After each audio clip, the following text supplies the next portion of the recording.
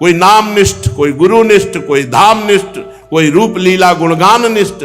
कुछ तो पकड़ो। सारे भरोसों का भरोसा हरि का भरोसा, प्रियाजू का भरोसा होता है। अभी देखा कहां है, आगे से आगे दुलार कर रहे, जैसे माता पहले से चिंता करती बेटे को क्या जरूरत है, कैसे तुम्हें बताएं।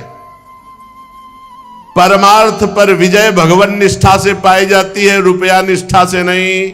हवाई जहाज से परम पद की यात्रा नहीं होती है, जमींदारी से नहीं होती है, परिवार बलिष्ठ हो, खूब सुख सुविधाएं हो, इससे परम पद नहीं मिल जाता है। भगवान निष्ठा, और भगवान निष्ठा की अभी तो परीक्षा नहीं हुई, परीक्षा नहीं हुई, अभी परीक्षा कहां। जब तक जीना है तब तक कष्ट से जीना है, एक मिनट कष्ट से अलग नहीं, एक मिनट। अरे तुम्हें बुखार आएगा, कोई रोग आएगा, 10-20 दिन बाद तो ठीक हो जाओगे। या जब तक जीना है, श्वास जब तक घसीटना है, हर मिनट कष्ट, पूरे शरीर में कष्ट।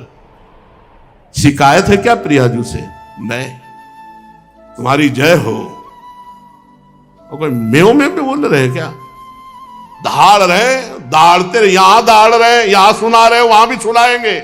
देखो माई सुंदरता की सीमा, वहां भी सुनाएंगे। यहां दहाड़ रहे, वहां भी दहाड़ेंगे, यहां नाच रहे, वहां भी नाचेंगे, यहां जय जयकार कर रहे, वहां भी जय जयकार। यहां और वहां कोई भेद थोड़ी है। मरने से डर लगता है ना, वृंदावन में बैठ के कह रहे हैं, मरने का ऐसा आनंद है कि वो कब घड़ी आएगी जिस घड़ी में इस नाशवान शरीर से विदा होंगे और अपनी महारानी जी की प्रगट सेवा में पहुंच जाएंगे। ये जीवन छूटना ही है यार, नष्ट ही होना है। अब इसमें अगर भगवत प्राप्ति नहीं हुई, इतना बड़ा संयोग मिलकर के ध्रुवदास जी कहते हैं, बार बार तो बनत नहीं या संजोग अनूप, मानुष तन वृंदा विपिन रसकन संग विरूप। बार बार नहीं बनता ऐसा संयोग जैसा बन गया वृंदावन धाम, मनुष्य शरीर, रसिकों का संग। अरे अब तो हम जीत गए, नागरी दासी जन्म जीतायो, बलिहारी बलिहारी। अब क्या चिंता करनी। लेकिन ये जो संसारासक्त जीव हैं, थोड़ी तो निष्ठा दिखाओ, थोड़ी तो निष्ठा दिखाओ, इष्ट निष्ठा, गुरु निष्ठा, थोड़ी तो। इसके बाद चमत्कार देखो, ऐसी ऐसी परिस्थिति देखी कि केवल एक ही उपाय कि अब डॉक्टर के पास जाना ही पड़ेगा। वो डॉक्टर यहां नहीं है, क्षेत्र में नहीं है, ना वो औषधीय ना डॉक्टर है, ना वो जाना पड़ेगा आपको दिल्ली, बंबई, भोपाल। साधक ने कहा नहीं, मर जाऊंगा, नहीं जाऊंगा। परिवार क्या है, नहीं, तुम्हारा अधिकार नहीं। अपने आप ठीक हो गया, अपने आप ठीक हो, सेवा में लगे। अगर निष्ठा नहीं है तो फिर क्या है, क्या है। अभी परसों एक आए थे, उन्होंने कहा कि उन्होंने तो बहुत डायलिसिस के, अभी हमारे यहाँ पेशेंट है, बहुत पेशेंट है, आप भी डायलिसिस के हैं, आप ये सब कैसे कर रहे हैं? तो हम कहा हम शरीरधारी मनुष्य थोड़ी है, शरीरधारी हम मनुष्य नहीं है, हम प्रियाजू के दासी हैं। तुम्हारे नेत्र हो तो देख लो, शरीर की खराब है, बनी रहे, शरीर का डायलिसिस होता है, बना रहे। हमारा माइंड भी वही है, हमारा स्वरूप भी वही है। ये मिला था, छूट जाएगा, बीच में मिला, बीच में छूट जाएगा, न पहले था न बाद में रहेगा। इसका कोई महत्व है? जिनको महत्व लिए पड़े हैं, बहुत सावधान। इस केवल निष्ठा से भगवत प्राप्ति होती है, हमारी बात मान लो, केवल निष्ठा से। मरने के लिए छोड़ दिया अपने आप को वृंदावन में, कुछ नहीं, कुछ नहीं। उनका हिसाब किताब है, वो देखे, उनके लिए है। अगर वो कहते हैं तो चलो हम दरवाजे पे खड़े, अगर वो कहते नहीं है, हम अपने इष्ट के भरोसे रहे। मस्ती, अरे जितने दिन जियो ताल ठोक के जियो, मस्त जियो। अविनाशी के बच्चा हो यार। ये प्रवचन नहीं, छाती की बात कह रहे हैं। उठो, तुम सच्चिदानंद भगवान के अंश हो, गरजो, नाम जप करो, सिंहवत रहो, और जब जाओ तो मुस्कुराते हुए हरि के पास जाओ। तुम्हारे हैं, तुम्हारे बच्चे हैं, तुम्हारे अंश हैं। वो तुम बहुत गलत हो तो यार, तुम्हारे रचे हुए खेल में तुम ना चाहो तो कौन पार हो सकता है? अगर हमसे त्रुटि हुई तो तुम्हारे ही खेल में तो हुई, तुम्हारी मायाबाजी पसारी विचित्र सुन मुनि मोहे काकी कोड़, कहे हरिदास तुम्हारे हम जीते तौ न तोड़। मस्त बहुत। कभी मन आया थोड़ी देर घिघिया भी लिए, और कभी आए तो दहाड़े भी उन्हीं के हैं, उन्हीं के हैं। ये शरीर को लेकर रोना, शरीर के भोगों को लेकर हर समय घिघियाते रहना। थोड़ा तो उठो सत्संग सुनने वालों, कम से कम जिनको सत्संग नहीं मिल रहा है उनकी तो बात जाने दो, तुम्हें रोज सत्संग मिल रहा है, तुम्हें तो सिंहवत होना चाहिए, थोड़ा लड़ने की ताकत होनी चाहिए। बहानेबाजी मन की, इंद्रियों की नहीं। चलते हैं एक बीमार को स्वस्थ करने के लिए श्रीमद् भागवत महापुराण में। अहंकार का बीमार गजेंद्र, जब ग्राह रूपी रोग ने पकड़ा, पूरा उपाय कर लिया, 1000 वर्ष तक उपाय ही उपाय, हाथी हाथिनियां सब प्रयास किए, अपना बल लगा लिया, विधाता की मानो फांसी। ग्राह ने पैर नहीं छोड़ा, 1000 वर्ष तक खींचातानी चलती रही। हाथी थल में बलवान होता है और ग्राह जल में बलवान होता है। यहां तक घसीट ले गया, हार चुका, शिथिल हो गया गजेंद्र। अहंकार का रोग उतरा। ये बहुत विचित्र होता है। हम तुम तो मां के गर्भ से पैदा हुए हैं, द्रौपदी जी यज्ञ कुंड से पैदा हुई है, दिव्य हैं, लेकिन महल में जब केस पकड़ के दुशासन ने घसीटा तो द्रौपदी जी को यह बल था कि 5 पांडव, भीष्म जैसे धर्मात्मा, बल रहता है, कोई है, अपना कोई है। आखिरी में जब देखा द्रौपदी जी ने पूरा इतना सब होने के बाद कि कोई मेरा नहीं, तब पुकारा। 1000 वर्ष गजेंद्र के बीतते नहीं, मिनट में हरि बचा लेते, लेकिन ये अहंकार का रोग, ये अहमता ममता ये नष्ट नहीं होती। अहम मम, मेरा कोई है, मैं कुछ कर सकता हूं, अहम मम ये भगवान से जुड़ने नहीं देता। एक अहमता ममता ये जग में है दुख जाई, ये जब श्री जी की ओर लगे तो होत परम सुखदाई। बड़े ये दलिद्र है, अहमता ममता भगवान से विमुख करती रहती। जब गजेंद्र ने देखा कि अब एक झटके में मैं डूब जाऊंगा, तो उसको पूर्व जन्म में जो स्तोत्र जप करता था उसकी याद आ गई।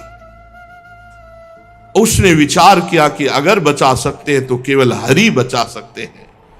ओम नमो भगवते तस्मै यत् एतच्चिदात्मकं पुरुषायादि बीजाय परेशायाभि धीमहि यस्मिन्निदं यतश्चेदं येनेदं या इदं स्वयं योस्मात् परस्माच् परस्तं प्रपद्ये स्वयं भुवम्। जो जगत के मूल कारण हैं, सबके हृदय में पुरुष रूप से विराजमान हैं, समस्त जगत के एकमात्र स्वामी हैं, जिसके कारण संसार में चेतना का विस्तार हो रहा है, उनमें प्रणव स्वरूप ओंकार स्वरूप भगवान को नमस्कार करता हूं, प्रेम से उनका स्मरण करता हूं। ये संसार यस्मिन निदम यतश्चेदम येनेदम या इदम स्वयं, आहा, स्वयं भगवान ये संसार बने हुए हैं, स्वयं भगवान। बस यही बात समझनी, भगवान में स्थित है, भगवान ही व्याप्त हैं, भगवान ही संसार रूप बने हुए हैं। ये सब होने पर भी इस माया से सर्वथा परे हैं। स्वयं प्रकाश, स्वयं सिद्ध, ऐसे सत्तात्मक भगवान श्री हरि की मैं शरण लेता हूं।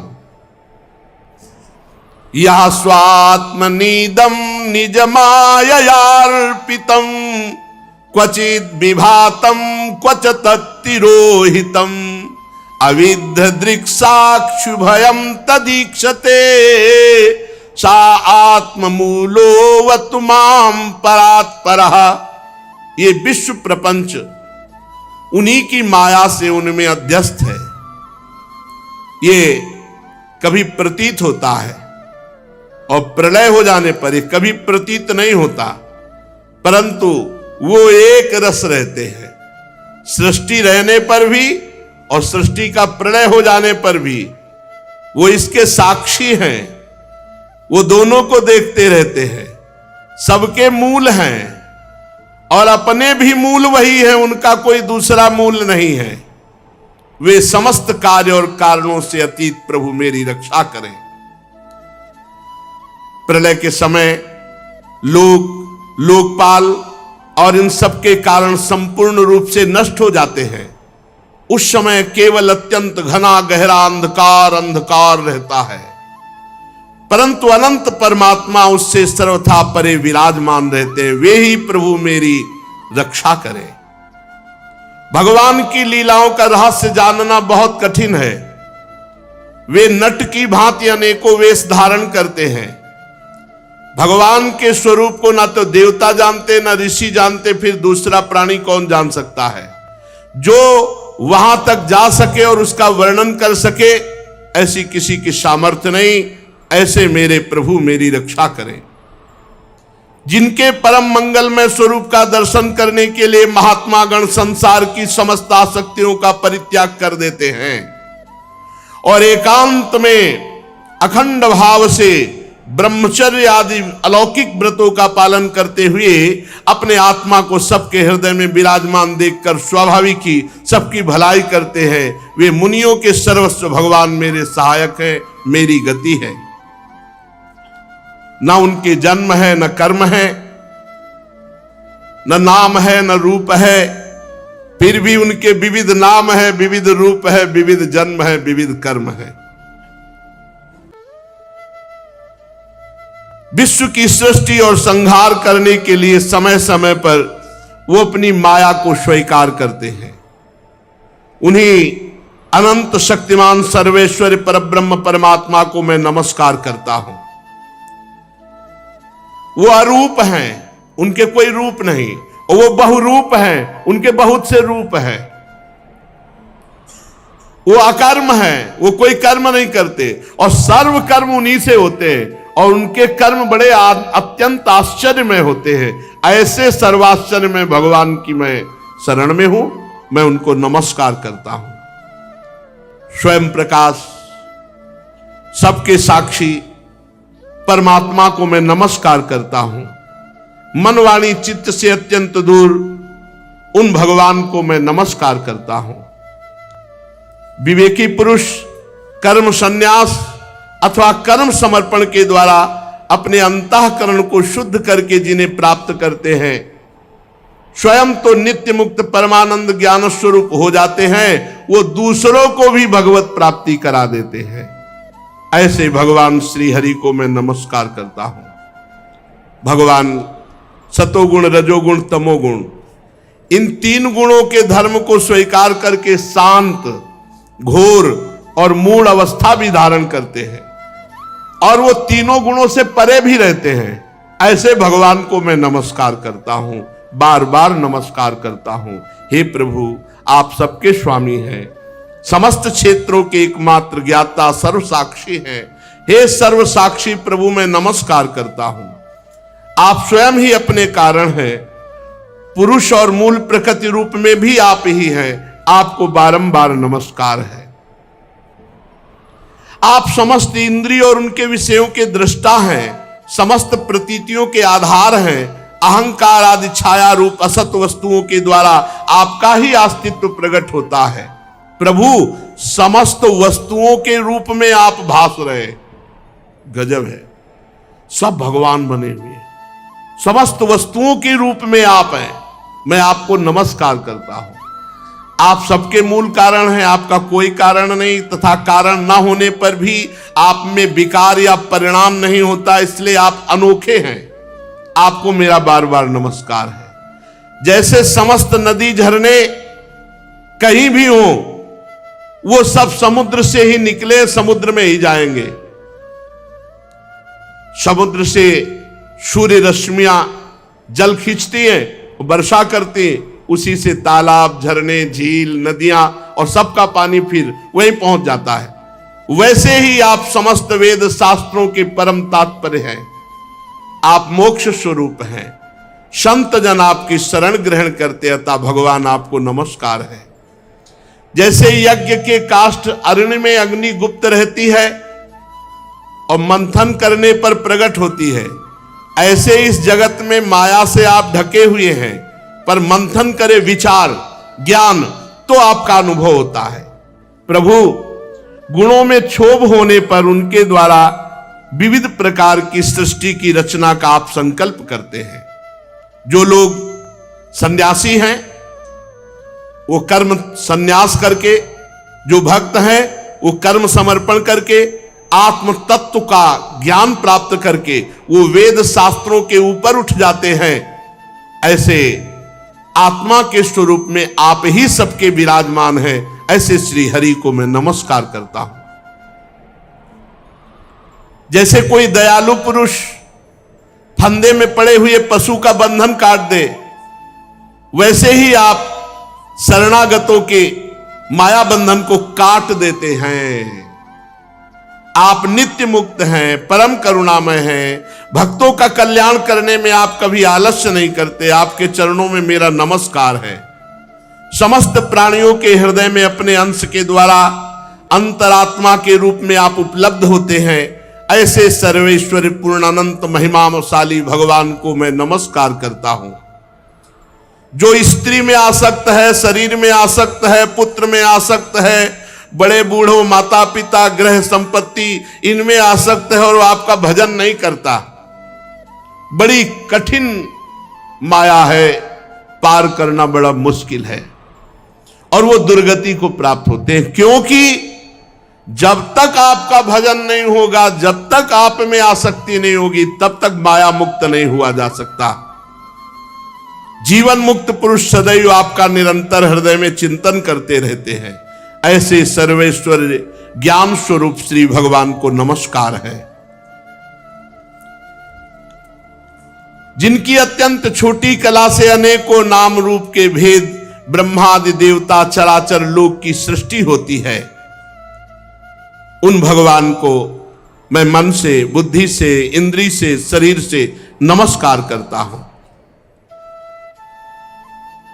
आपकी माया अहंकार प्रकट करती है, जिससे जीव अपने स्वरूप को भूल जाता है और देह भाव में आ जाता है।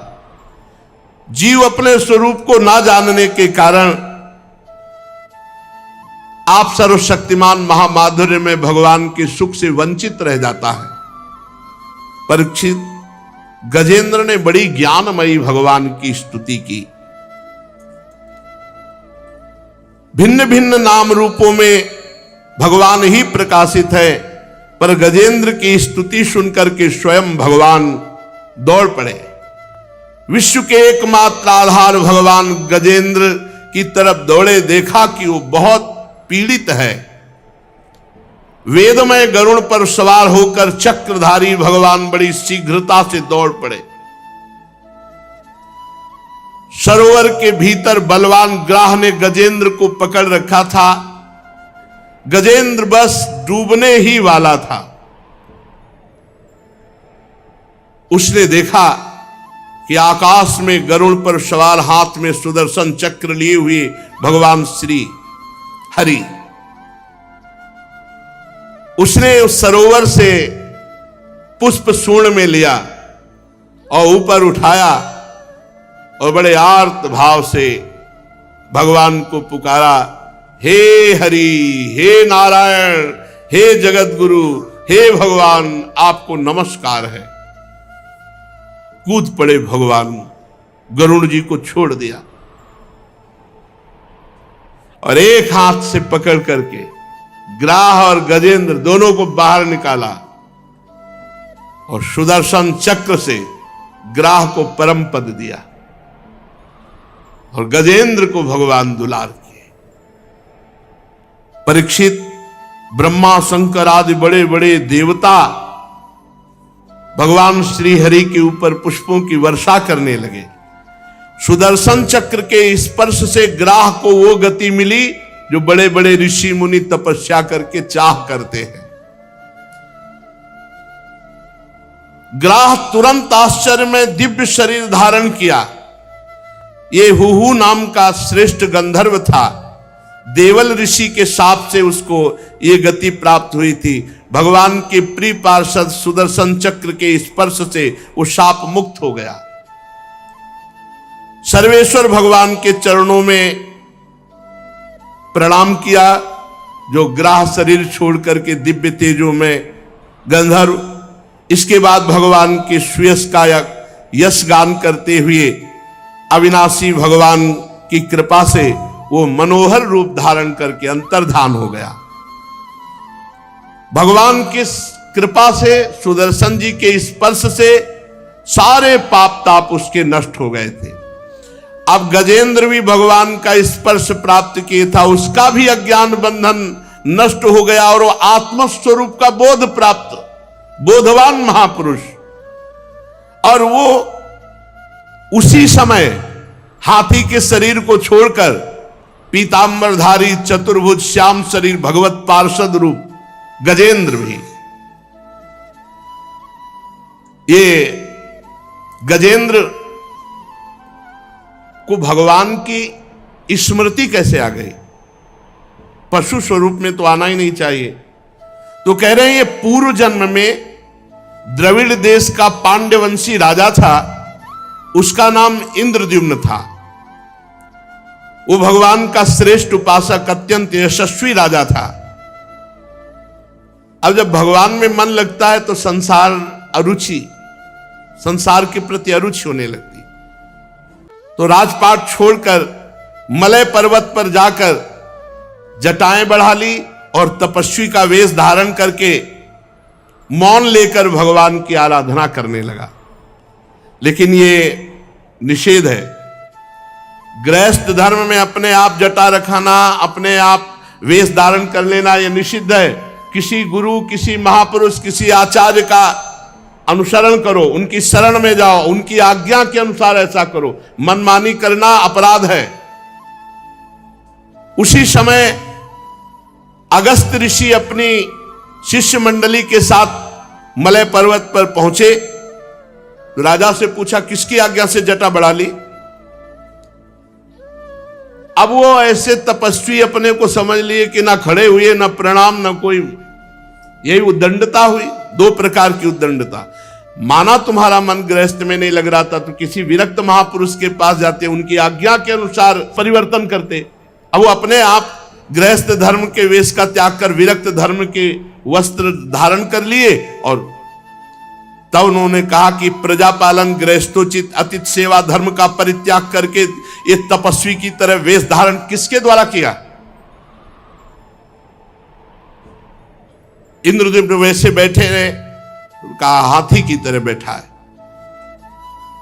बहुत क्रुद्ध हुए। जा, गुरुजनों से शिक्षा नहीं ली, दीक्षा नहीं ली, अभिमानवश इस तरह का वेश तपस्वी का धारण कर लिया और अपमान करता है ऋषियों का। जा, जड़ बुद्धि, हाथी की योनि को प्राप्त हो। पर कैसे भी भगवान का सुमिरन किया जाए वो मंगल करता है। साप वरदान देने में समर्थ अगस्त ऋषि के शाप से ये इंद्रद्युम्न हाथी की योनि को प्राप्त हुए। पर भगवान के नाम जप का ऐसा प्रभाव कि अगले जन्म में अंतिम समय में भगवान की याद आ गई, सब काम बन गया। हाथी की योनि में भगवान की स्मृति आ गई। बड़े सुंदर स्तोत्र का गायन किया और भगवान का साक्षात्कार हो गया और वो परम पद को चतुर्भुज रूप नारायण रूप होकर भगवान के धाम को गए। कुरुवंश शिरोमणि परीक्षित, मैंने भगवान श्री हरि की महिमा और गजेंद्र के उद्धार की ये कथा तुम्हें सुनाई। ये प्रसंग जो सुनेगा तो उसे यश, उन्नति और मनोकामनाएं उसकी पूर्ण होंगी। अगर कोई प्रातःकाल पवित्र होकर इसका रोज पाठ करेगा तो उसके समस्त संकट निवृत्त हो जाएंगे। जो प्रातःकाल इंद्रिय निग्रह पूर्वक एकाग्रचित से भगवान श्री हरि, गजेंद्र, सरोवर पर्वत, त्रिकूट पर्वत और कंदरा और यहाँ की जो लीलाएं, वृक्षादि, इनका स्मरण करेगा वो मेरे परम धाम को प्राप्त होगा। बड़ा मंगलमय प्रसंग है। प्रातः काल की बेला पर भगवान शंकर का स्मरण, क्षीर सागर, श्वेत दूप, श्रीवत्स, कौस्तुभमणि, बनमाला, कौमुदकी गदा, सुदर्शन चक्र, पांचजन्य, शंख, पक्षीराज, गरुण, भगवान शेष जी, लक्ष्मी देवी, ब्रह्मा जी, देवर्षि नारद, भक्तराज प्रहलाद, मत्स्य, कच्छप, वाराह अवतार, सूर्य, चंद्रमा, अग्नि, ओंकार, सत्य, मूल, प्रकृति, गौ, ब्राह्मण, अविनाशी, सनातन धर्म, सोम, कश्यप, धर्म की पत्नी, दक्ष कन्याएं, गंगा जी, सरस्वती, यमुना जी, अलकनंदा, एरावत हाथी, भक्ति शिरोमणि, ध्रुव, 7 ब्रह्म ऋषि और नल, युधिष्ठिर, जनक आदि महापुरुषों का जो स्मरण करता है वो समस्त पापों और संकटों से मुक्त होकर अंत में मेरे स्वरूप को प्राप्त होता है। प्यारे परीक्षित, ये जो गजेंद्र मोक्ष की कथा है ब्रह्म मुहूर्त में यदि सुना जाए, जो आज जैसे सुनी गई, तो मृत्यु के समय उसे भगवान की याद आ जाएगी। मृत्यु के समय उसे भगवान की याद आ जाएगी। यदि ब्रह्म मुहूर्त 4 बजे से लगता है, अपनी 4:15, 4:20 से शुरू हो जाती है। ब्रह्म मुहूर्त में जो कथा सुनेगा तो कह रहे उसे अंतिम समय, मृत्यु के समय भगवान की याद आ जाएगी। वृंदावन में कह रहे महाराज याद आ जानी चाहिए। यो माम स्तुवन्त्यनेनांग प्रतिबुद्ध निशात्य तेषाम प्राणात्यहे चाहम ददामि विमलाम मतिम। विमलमति हरि स्मृति, हरि स्मृति, भगवत स्मृति। ये अपने लोगों के कल्याण हो गया, मस्त रहो, भगवत स्मृति में मस्त रहो। परीक्षित, भगवान श्री कृष्ण के इन वचनों पर विश्वास रखना चाहिए। भगवान ने 5 जन शंख बजाया और गरुड़ पर सवार हुए और ऐसा कहकर अंतर ध्यान हो गए। शेष चर्चा आगे। श्री राधा वल्लभ लाल की जय।